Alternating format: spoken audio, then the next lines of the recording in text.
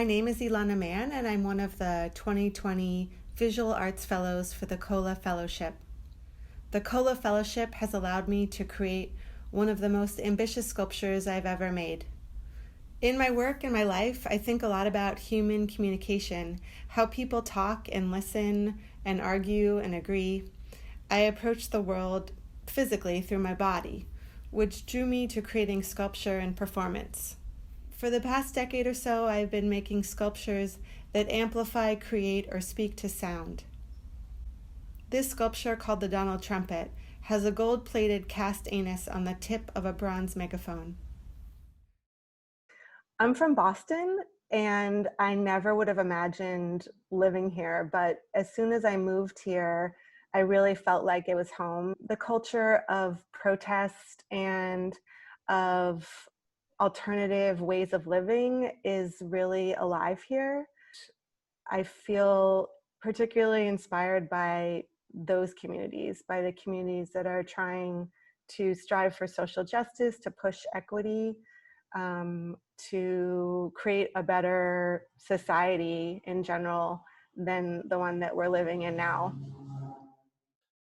A few years ago, I found this giant musical instrument, it's a folk instrument, at the Claremont Folk Museum and Store in Claremont, California.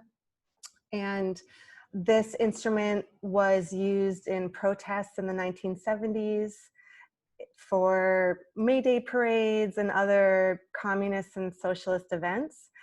And it's like a 10-foot long horn with 6 siren whistles that 6 people use as they're carrying it through a march or protest. And I was really inspired by this instrument. It was developed by this man called Charles Chase that is the founder of the Folk Music Center. And I wanted to create something that was going to somehow pay homage to this instrument or take it into the time that we're in right now. I started looking at early cave paintings like this image of Cueva de las Manos in Santa Cruz, Argentina, and thinking about ways to incorporate handprints onto the surface of my sculpture. I wanted to invite contact and to suggest a history of use, of touching. The project is really about bringing people together, creating an object of a fun and unique and loud and poignant protest object that people could bring with them to mass gatherings.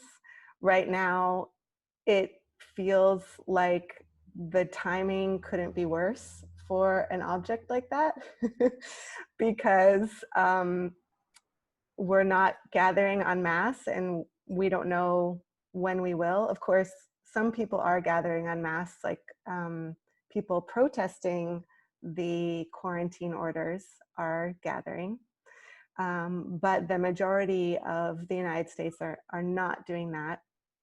We're not sharing air with each other as my protest object would be between 6 people. So so it feels like a really strange project to be birthing right now.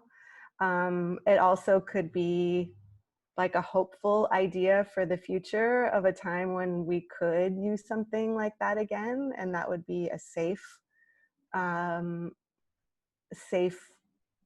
activity for us. It also could be just a monument to how we used to gather and protest, and maybe that monument is marking an end of something and a beginning of something new. But I don't know yet.